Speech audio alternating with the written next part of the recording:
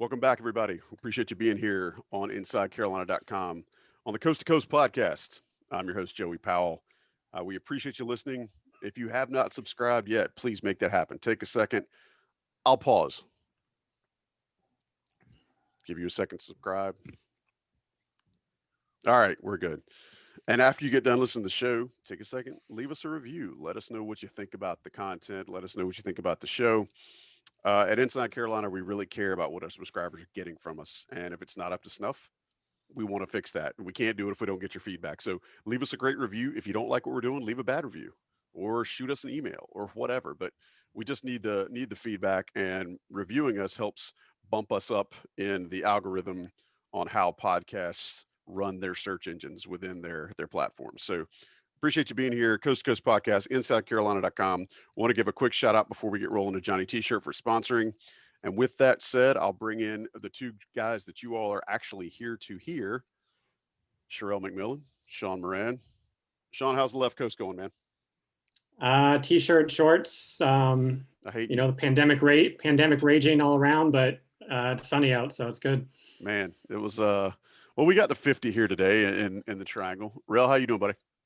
Got to be the only person in the world who does a podcast outside in the winter. So for those who can't you're see, a gamer, man. You're a gamer. Yeah, for those who aren't watching on YouTube, I'm in a hoodie. I've got a heater beside me that you can't see. It's cold, but I'm persevering because it's the only way to keep sanity in the house by doing it outside. Man, if you ever need to do one of these in the middle of the day, I'm sure Sean and I will make some arrangements. We appreciate you stepping up and putting it all out there on the line, literally exposing yourself to hypothermic situations for our listeners and viewers. And by the way, if you're viewing us on YouTube, yeah, Sherrell is actually rocking a full-on hoodie because he's sitting out on his patio. Boys, as we get rolling today, not a ton of recruiting news in the traditional sense, but North Carolina may or may not have a bit of a radar for a transfer. Sherrell, what can you tell us about Caleb Mills from Houston? Yeah, he is originally from Asheville, North Carolina, and he spent time at T.C. Roberson High School. For those who follow North Carolina basketball a lot, that is the school that Roy Williams attended many years ago.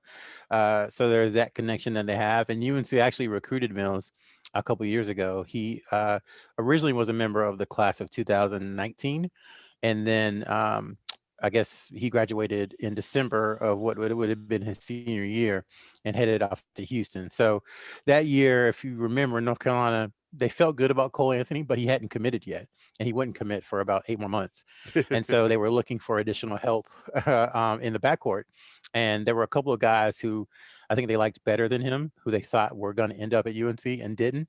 And that caused them to not offer the first time. And about a week and a half later, he committed to Houston. So it's a kid who definitely is familiar with North Carolina, familiar with the UNC program, familiar with Roy Williams, who has said he's transferring because he wants to get closer to home. So all that stuff, it kind of looks favorable for UNC. Tennessee is another school that has called him. I think Virginia is another school that's probably interested.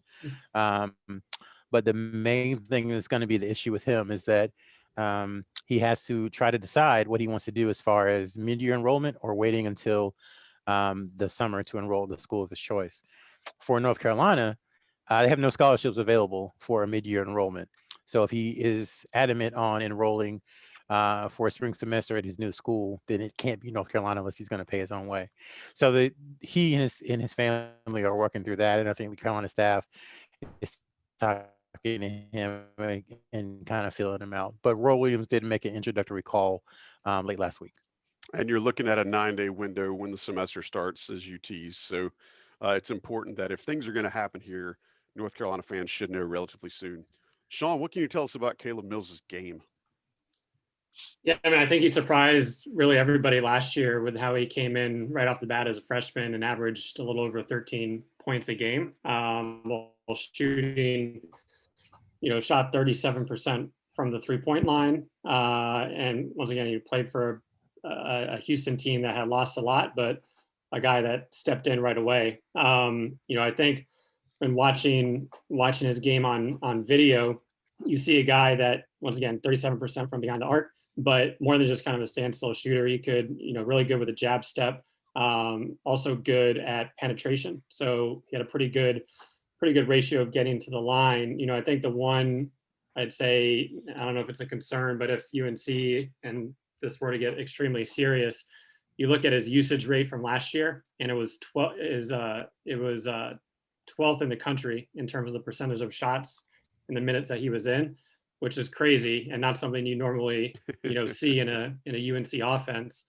And once again, I don't know what happened this year. Obviously, Houston's a top 10 team right now, and his kind of usage percentage went down. So how would he interact more of kind of a part of a team rather than being able to take a shot anytime he wants? But that being said, from a UNC perspective, you can get a two guard that doesn't have to go through the freshman ups and downs, and a two guard that can get to the basket, create for himself a little bit, and have some experience. I think could be a tremendous boost, especially given a lot of the needs this year. So he's definitely an interesting player. Once again, the usage rate was extremely high, so maybe on a little more well-balanced team that could come down and he could still be a strong fit, but definitely very interesting from a prospect perspective.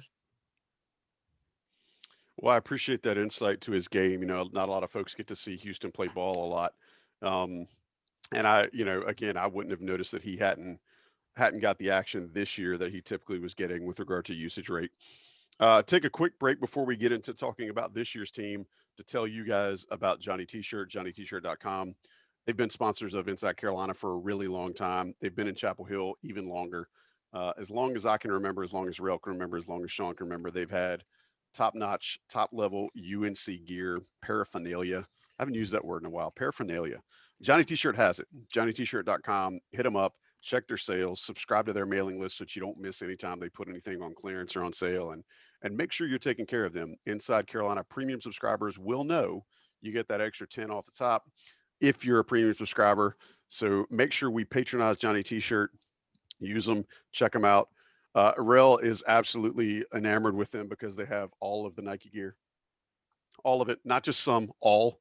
And that's usually between that and Crab is what's really is where Sherrell's paycheck is going on a regular basis. But we love Johnny T-Shirt. Want you to love them too if you don't already. JohnnyT-Shirt.com or on Franklin Street in Chapel Hill.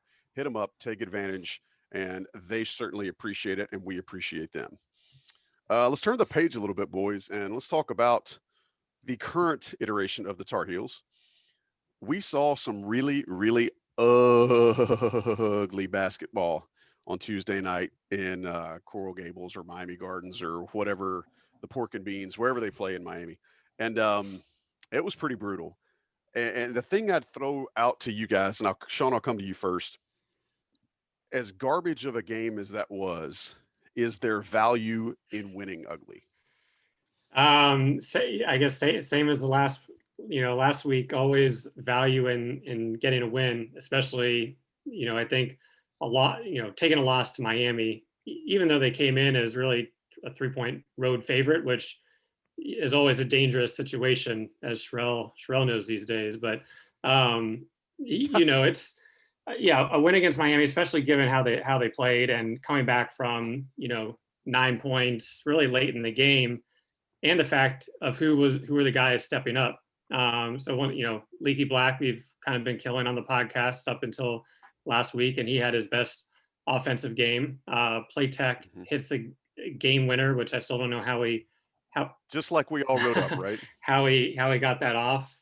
Caleb Love had a pretty poor game. And when I was kind of urging him to shoot the ball towards the end, and when he missed that 3-pointer with 3:40 to go, I was like, well, he's done. And he steps up and hits a huge three. And then you have Dayron, who is once again kind of maybe not as efficient as he was early on, but he was kind of all over the place, and he just dominated on the boards with 16 rebounds.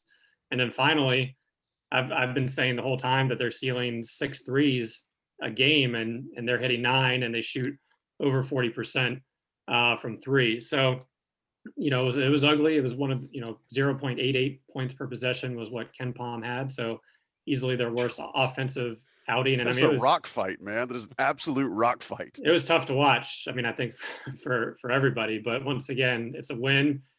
2-2, much better than 1-3 or 0-4, which they easily could be. And it kind of move on to Syracuse and get a little more experience. And the guys are starting to. Some of the guys are starting to step up. So I think all in all, can't take anything away from that. Yeah.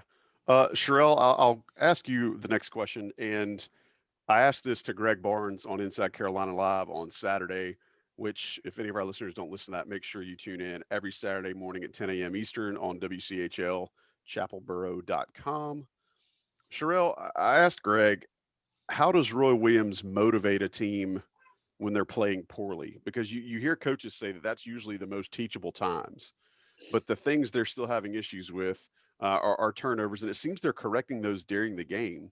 But the things they're having issues with are turnovers and switching on defense or communicating on defense.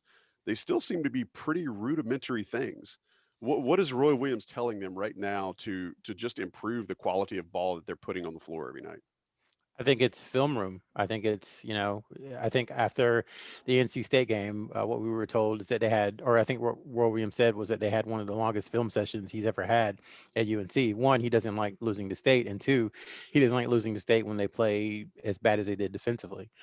So I think that's where a lot of the improvement can come, is in the film room and on the practice court. Because if you can look at a play and say, okay, this is what I did wrong. I was supposed to switch here. I don't know why I didn't switch, but I'm going to make sure next time I don't. And the assistant coaches bring it up to you and let you know, and you remember.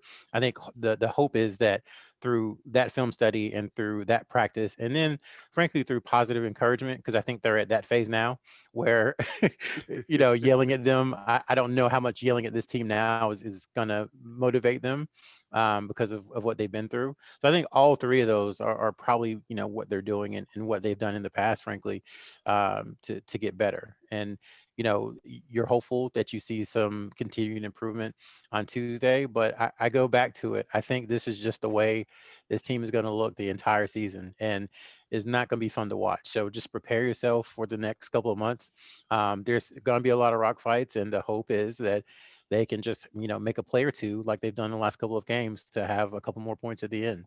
But I don't see it really changing. I don't think they're going to become an offensive juggernaut, just from being more disciplined and playing better defense. They might be able to increase their margins by which they're winning from 2 or 3 to 7 or 8, but I don't think they're going to be in the 80s and 90s at this point. I think you kind of know who they are offensively.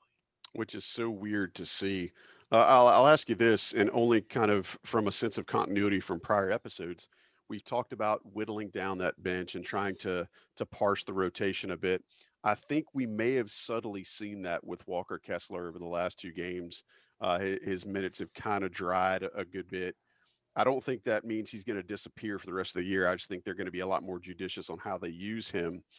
Uh, Earlier, Sean mentioned how Caleb Love was playing, and I think Caleb and RJ Davis both had terrible shooting nights from the field against Georgia Tech. A lot of turnovers still, and then Caleb Love comes out and hits such a clutch three right in front of the bench within the last 2 minutes of the game. I think, if I'm remembering correctly.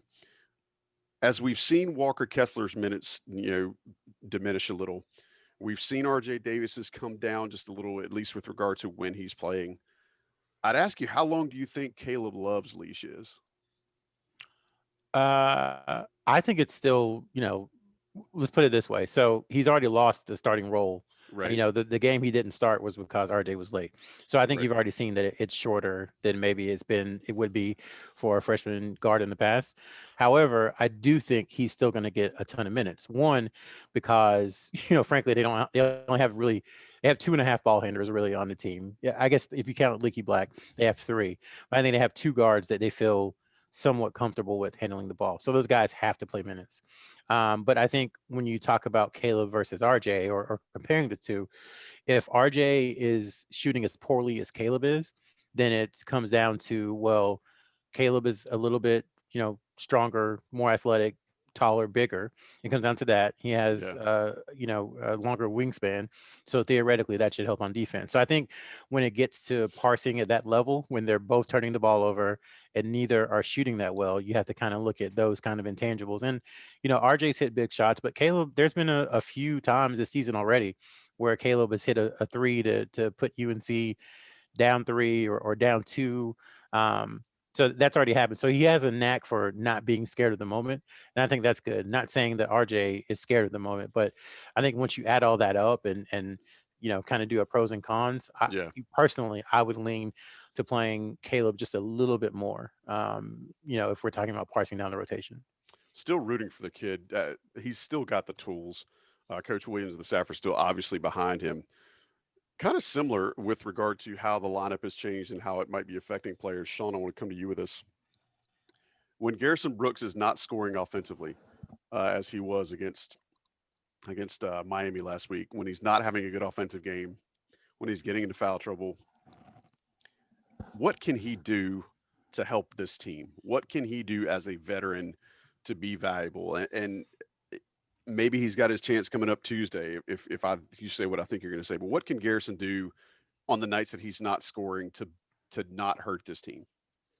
I mean, I think against Miami, he had 3 blocks. So at least from a statistical performance, one of his better defensive games. I think especially when you're playing a team, and it wasn't necessarily a Miami that is going to try to attack from that 4 spot, he still offers a little more lateral quickness than the other guys. But if he's not scoring or he's I think a lot of the shots he was taking were fairly contested. Now, obviously, he had the dunk that he missed, so that was a gimme. But it did look like his level of shot taking was going back to earlier in the season of difficult shots where he's putting the left shoulder in, or even getting the offensive foul when you knew that guy was gonna flop on the block. So once again, and especially against Syracuse, whether it's him in the middle of the zone or Leaky, once again the spacing is important, just because that'll give Dayron and Armando a little more freedom. If it's Dayron to do his right hand hook or Armando to go up real quick. And I've seen it a few times. I know it's not his personality, so you really can't ask a whole lot if it's just not natural. But when he did get benched, you saw him, I think, instruct a little bit more and kind of be more that senior leader, especially to the younger guys, of kind of hyping them up or kind of telling them what to do. And that's always something. I mean, the knowledge that he has is things that it's going to take years for the other guys to get. So I think between some of those areas, there are ways for him to contribute efficiently, even if he's not making shots or not having the best game. And I think we saw some of that on Miami, but I think it needs to be much more focused going forward. Sherrell, same question. I think it comes down to we talked about the fans need a mindset change. I think Garrison needs a mindset change as well. And this is in no way or shape or form like saying anything negative about him, but he's not the go-to guy on offense for this team. I know he was last year, and part of that was circumstance. But Dayron Sharp is the go-to player on offense for North Carolina. And I think he's proven that over the last 2 games, and I think Armando Bacot is probably on equal footing of Dayron. So Brooks has to go back to his sophomore year and think about how he was successful at UNC that year. And what he did that year, he was an excellent defender. Adrian Atkinson, I'll never forget, called him borderline savant defensively. He needs to tap into that some more. He needs to rebound, blocking shots like he did. And when he has that 15 or 16 foot, let it go, shoot it. Yeah. That's going to help the team. So I think if he can do those 2 things, and it's tough because I get it. He's worked really hard. He put up huge numbers last year. He was the preseason ACC player of the year, all that stuff. But I think we've seen through 11 games that that's not what this team needs him to be. What this team needs him to be is closer to what he was as a sophomore. So I think the quicker he can get back to that and kind of fit in with this group that UNC has, the better he'll be, and I think the better the team will be. Something that I hope he's able to do and figure out. Um, when North Carolina has played against Syracuse, and I said this on the radio show on Saturday, it's very much been feast or famine. they've either done really, really well against that zone as far as finding that place right between the free throw line and the logo and dumping down to the blocks and just carving it up, or they've taken a lot of dumb shots and settled, which is exactly what Jim Boeheim wants his team to force the other team into. As we get into Tuesday night, the Tar Heels playing against Syracuse at 9 o'clock. How do you guys anticipate this team working against that zone? Because I think Garrison actually has seen some success against that, and if nothing else, he knows what to do to work against it. Carolina has the personnel now, I think, to work around that zone, but they've got to hit the shots that are given to them. Real quick before I toss to you guys, Syracuse 8-2 on the year. Their 2 losses to Pitt and to Rutgers, who Rutgers is actually not the Rutgers of old. They're a good ball club this year. They go about 7 deep as far as their rotation goes. The Dolezaj kid has been there since Derek Coleman was there. Buddy Boeheim is one of their leading scorers, as well as Alan Griffin. Sherrell, how do you feel like North Carolina is going to match up against this Syracuse team the first time they see it this year? I'm not cautiously optimistic. I'm cautiously pessimistic because whoa. How does that work? How is that even a thing? Cautiously pessimistic. Like, no, those threes on the wings, man, that is like the great temptation for basketball players. It's like, and it's there. Yeah, it's there. I'm wide open. I've been making this shot my entire life. This is cake. I can make this no problem. And after 5 or 6 or 7 of those, and you're down 10, things start to change. Now, so I worry about the freshman guards in this game. It's crazy. I think I might worry about them more if they hit a couple at the beginning of the game, because then it'll be, this is cake. I got this. So I worry about them from that regard. But I think the upperclassmen, especially Black and Brooks and Baycott, I think they know what they have to do against Syracuse. And I think, offensive rebounding, they could feast. I mean, Yep. Big time on Syracuse when it comes to that. So again, nothing is really going to change as far as North Carolina's best offense, and their best offense is a missed shot at this point, just because of Day'Ron Sharp's ability to rebound in and out of his area. Same thing with Armando. Garrison is a good rebounder. And then if you have Leaky flashing at the free throw line, I think he can make, good decisions about where the balls should go to. And I think they can score a lot of points in the paint. So I'm confident about the upperclassmen, but I'm very nervous for the freshman guards. Sean, I'm going to ask you your insight on this game too. If memory serves, I want to say it was 2016 or 17. Syracuse was ranked, but would have had to have been 17 then. But Isaiah Hicks and Kennedy Meeks just put on a clinic running that high-low game, just carving up that area between the block and the baseline, diagonal in. Do you think the Tar Heels have a chance with that? I mean, Sherrell led to it. I feel like they've got the personnel as far as big guys go. Do you see that working out for them? Not to the extent of a senior Meeks and a senior Hicks. Are you also cautiously pessimistic? I mean, I'm always cautiously pessimistic. I think I'm a little more optimistic on the guards. The reason being that, once again, the post players will be sworn when they get the ball with the zone, but I think there's going to be a little less pressure on them when they are handling the ball, 5 to 8 feet outside the 3-point line. So I think they'll be a little more comfortable in the half court set, maybe not feeling as much pressure as they're used to. So I do think that could give them the ability to hopefully cut down on the turnovers just a bit, because I mean, both of them, a lot of their turnovers are just head scratchers in terms of, basic entry into the post, or, as one of the post players rotates up to the top of the key. So that's kind of the one thing I'm optimistic on regarding the zone. But I do, Sharp's I think, as long as he stays out of foul trouble, he's going to love playing against the zone, especially offensive rebounding, given Syracuse gives up a lot of offensive boards. But I think, can Garrison hit that little 8 to 10 footer instead of trying to take a step in and go in the guy's chest? And can Leaky, make quick decisions if he is flashing and cutting? And then you have, Walton and Playtech, who will hopefully be able to have their feet under them and get good open shots. So it's going to be interesting, especially given UNC's, deficiencies shooting 3-pointers at times. But I think they do have the pieces on offense to take care of it. Now, defensively, Syracuse, I think they have 5 guys averaging in double figures. And I think it's going to be an interesting chess match of how the teams are going against each other. I would say, and then I would say offensively, talking to folks who know basketball much better than me, they say that sometimes UNC's team, not just the guards, they have a tendency to do things just to do them. So they're kind of moving through the motions.